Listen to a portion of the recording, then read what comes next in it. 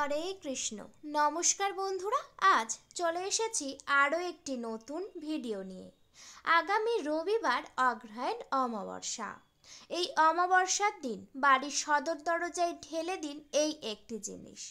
এতে বাড়ির বাস্তু দোষ দূর হবে, তার সঙ্গে প্রচুর অর্থের প্রাপ্তিও ঘটবে। আসুন বন্ধুরা, জেনে নেওয়া যাক সেই জিনিসটি কি এবং কিভাবে বাড়ির সদর দরজায় ঢালতে হবে। তার আগে বলি বন্ধুরা, আপনাদের কাছে একটি ছোট্ট অনুরোধ, আপনারা আমার চ্যানেলে নতুন হলে অবশ্যই চ্যানেলটিকে সাবস্ক্রাইব করে পাশে থাকবেন। বন্ধুরা, আগামী রবিবার পড়েছে অগ্রহায়ণ অমাবস্যা। এই অমাবস্যাটা অত্যন্ত গুরুত্বপূর্ণ একটি অমাবস্যা। এই অগ্রহায়ণ অমাবস্যার দিন যদি বাড়ির সদর দরজাতে এই জিনিসটি ঢালা যায়, তাহলে সকল বাধা বিপত্তি দূর হয়ে যায়। তার জন্যে কি করতে হবে? অবশ্যই করে ঠিক শনিবার দিন অর্থাৎ অমাবস্যার আগের দিন আপনারা সন্ধ্যাবেলায় ভালো করে হাত মুখ ধুয়ে নেবেন। এরপর পরে নেবেন একটি শুদ্ধ পোশাক। শুদ্ধ পোশাক পরিধান করার পর আপনাদের গায়ে একটু গঙ্গার জল ভালো করে ছিটিয়ে নেবেন। বন্ধুরা, যখনই গঙ্গার জল ছেটানো হয়ে যাবে, তারপরে আপনারা কিন্তু অবশ্যই করে চলে যাবেন আপনাদের বাড়ির ঠাকুর ঘরে। হ্যাঁ বন্ধুরা, একেবারেই ঠিকই শুনেছেন। ঠাকুর ঘরে গিয়েই প্রথমে ঠাকুর ঘরটি মুছবেন এবং পরিষ্কার করে নেবেন। তারপরে সকালে যে সমস্ত ফুল সমস্ত দেবদেবীর চরণে নিবেদন করেছিলেন, সমস্ত ফুল তুলে নেবেন।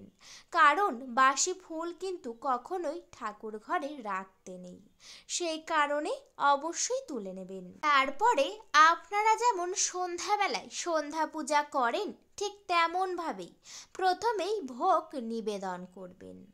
এরপর প্রদীপ জ্বালাবেন এবং ধূপ জ্বালাবেন। প্রথমেই সকল দেবদেবীকে বা আপনাদের বাড়িতে যে সকল ইষ্ট দেবতারা আছে, সকল দেবতাকে আরতি করে নেবেন।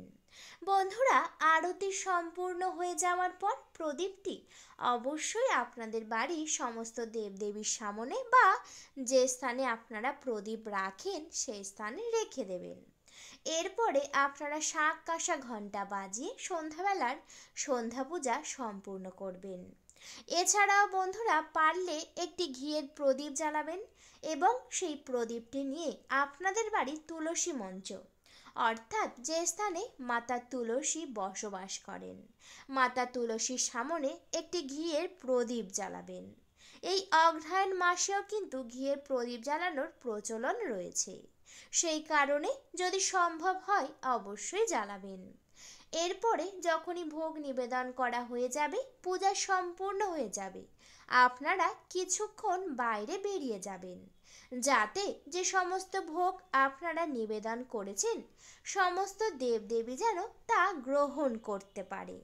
তারপরে কিছুক্ষণ হয়ে গেলে পুনরায় ঠাকুর ঘরে আসবেন এবং যে সকল ভোগ নিবেদন করেছেন সমস্ত ভোগ আপনারা তুলে নেবেন এবং সবাইকে দেবেন, যাতে সবাই প্রসাদ হিসাবে গ্রহণ করেন। যখন এই কাজ করা হয়ে যাবে, তারপর আপনারা অবশ্যই ঠাকুর ঘরটি পুনরায় মুছে নেবেন। কারণ ঠাকুর ঘরে যে স্থানে ভোগ দিয়েছেন সেটি কখনো ফেলে রাখতে নেই, সেই জন্যে অবশ্যই আগেই মুছে নেবেন। যখনই সমস্ত কাজ একেবারেই করা হয়ে যাবে, তারপরে আপনারা নিয়ে নেবেন একটি তামার ঘটি।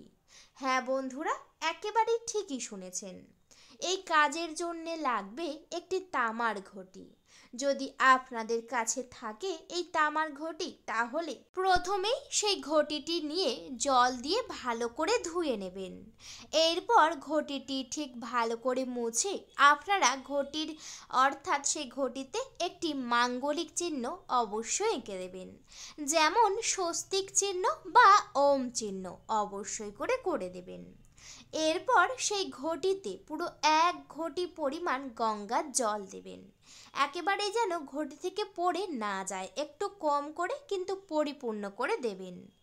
এরপর সেই ঘটির মধ্যে অবশ্যই মিশিয়ে দেবেন এই 3টি জিনিস। প্রথম জিনিস হচ্ছে বন্ধুরা অল্প পরিমাণ হলুদের গুঁড়ো। হ্যাঁ বন্ধুরা, একেবারেই ঠিকই শুনেছেন। যদি আপনাদের কাছে থাকে এই হলুদের গুঁড়ো অবশ্যই মেশাতে পারেন। আর যদি কাঁচা গাঁটি হলুদ থাকে সেই হলুদও এক টুকরো চাইলে সেই জলের মধ্যে দিতে পারেন। এবার বলি বন্ধুরা, যদি আপনাদের বাড়ির রান্নাঘরে হলুদ থাকে সেই হলুদ একেবারেই নেবেন না। অবশ্যই বাজার থেকে নতুন হলুদ কিনে নিয়ে আসবেন এবং সেই হলুদের গুঁড়ো ভালো করে জলের মধ্যে মিশিয়ে দেবেন। তারপরে দিয়ে দেবেন অল্প পরিমাণ কালো তিল বা 1 চামচ পরিমাণ কালো তিল দেবেন। বন্ধুরা, এই কালো তিলের গুণাগুণ কিন্তু অনেক বেশি। এই কালো তিলের কারণেই কিন্তু বাড়ির মধ্যে থাকা সমস্ত নেগেটিভ এনার্জি দূর করা যায়। সেই কারণে সেই জলের মধ্যে 1 চামচ পরিমাণ কালো তিল দিয়ে দেবেন। এরপরে দিয়ে দেবেন আপনারা একটি কর্পূর। হ্যাঁ বন্ধুরা, একেবারেই ঠিকই শুনেছেন। অবশ্যই লাগবে একটি কর্পূর। যদি আপনাদের বাড়িতে থাকে তাহলে সেখান থেকে অবশ্যই একটি কর্পূর নিয়ে নেবেন। কিন্তু কর্পূরটি প্রথমে ভালো করে হাতের মধ্যে রেখে একটু গুঁড়ো করে নেবেন। এরপর সেই জলের মধ্যে দিয়ে আপনারা হাত দিয়ে ভালো করে জলটিকে একেবারেই মিশিয়ে নেবেন, যাতে সেই 3টি সামগ্রী একসাথে মিশে যায়। এরপর পাত্রটি নিয়ে আপনারা অবশ্যই করে আপনাদের যে সকল ইষ্ট দেবতারা রয়েছে সেই দেবতার সামনে চরণস্থলের কাছে সেই ঘটিটি বসিয়ে দেবেন এবং ঘটির উপরে দিয়ে দেবেন একটি ফুল। যদি আপনাদের বাড়িতে ফুল থাকে অবশ্যই সেখান থেকে নেবেন এবং ঘটির উপরে একটি ফুল দিয়ে দেবেন। যখনই ফুল দেওয়া হয়ে যাবে ঘটিটি ভালো করে ঠাকুর ঘরে মায়ের সামনে বা আপনাদের বাড়ির যে সকল ইষ্ট দেবতা রয়েছে সকল দেবতার সামনে বসিয়ে দেবেন।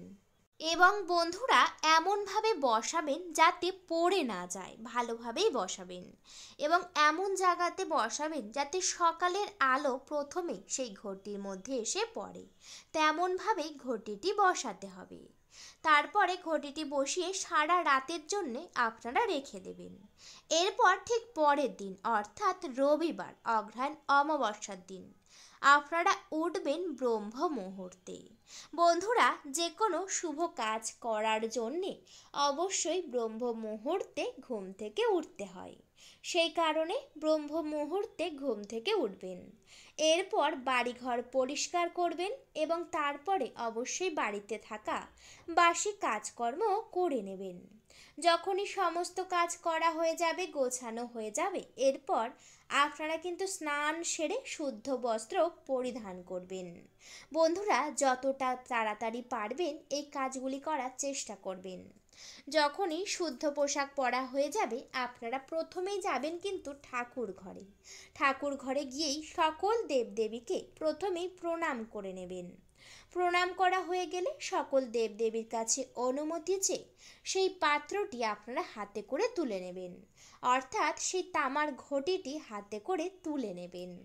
তারপরে ঘটিটি নিয়ে চলে যাবেন আপনাদের বাড়ির সদর দরজার সামনে, অর্থাৎ যেটাকে বলা হয় মেন গেট। সেই মেন গেটের সামনে যাবেন এবং বন্ধুরা তারপর সেই ঘটিটি হাতের মধ্যে রেখে আপনাদের বাড়ির ইষ্ট দেবতার নাম ঠিক 3 বার করবেন। যদি পারেন বলবেন জয় মা লক্ষ্মী, জয় মা লক্ষ্মী, জয় মা লক্ষ্মী। এই কথাটি 3 বার বলবেন। তারপরে সেই 1 ঘটি পরিমাণ জলটি সদর দরজার সামনে ভালো করে ঢেলে দেবেন, যাতে পুরো সদর দরজাটি একেবারে ভিজে যায় এবং সমস্ত জায়গাটি অর্থাৎ সদর দরজাটি পুরো যেন ধুয়ে যায়, এমনভাবেই জলটি ঢালতে হবে। ঢালার সময়ও মা লক্ষ্মীর নাম অবশ্যই করবেন বা আপনাদের বাড়ির যে সকল ইষ্ট দেবতারা রয়েছে সেই সমস্ত দেবতার নামও করতে পারেন। বন্ধুরা, তারপরে আপনারা অবশ্যই করে আর পিছনের দিকে দেখবেন না, বাড়ির মধ্যে চলে আসবেন। এই জলটি ঢালার মানে হলো আপনার বাড়ির মধ্যে থাকা সমস্ত অশুভ প্রভাব, বাস্তুদোষ এবং সকল সমস্যা সেই জলের মাধ্যমে ধুয়ে একেবারে বাইরে বেরিয়ে যাবে। কারণ সেই জলে থাকবে আপনাদের ইষ্ট দেবতাদের আশীর্বাদ। তাও আবার এই অমাবস্যাতে যদি এই কাজটি করা যায় তাহলে অনেক ফল পাবেন। এবং আপনাদের বাড়ির বাস্তুদোষ একেবারেই চলে যাবে। আর্থিক উন্নতিও অনেকটাই বাড়তে থাকবে। এই কাজটি অবশ্যই মনে বিশ্বাস রেখে করবেন, তবেই আপনারা ফল পাবেন, না হলে পাবেন না। অনেকের বাড়িতে হয়তো তামার ঘটি নেই, সেক্ষেত্রে আপনারা পিতলের বা স্টিলের চাইলে করতে পারেন, কিন্তু তামার ঘটি অত্যন্ত ভালো। যদি সম্ভব হয় অবশ্যই করবেন। বন্ধুরা, সবাই একবার মা লক্ষ্মীকে ভালোবেসে কমেন্টে জয় মা লক্ষ্মী লিখে যাবেন। ভিডিওটা এই পর্যন্ত। বন্ধুরা, ভিডিওটি যদি ভালো লেগে থাকে অবশ্যই ভিডিওতে একটি লাইক করবেন, শেয়ার করবেন এবং সাবস্ক্রাইব করে পাশে থাকবেন। আজকের মতো আমি বিদায় নিলাম। সবাই ভালো থাকবেন, সুস্থ থাকবেন। সকলকে জানাই হরে কৃষ্ণ।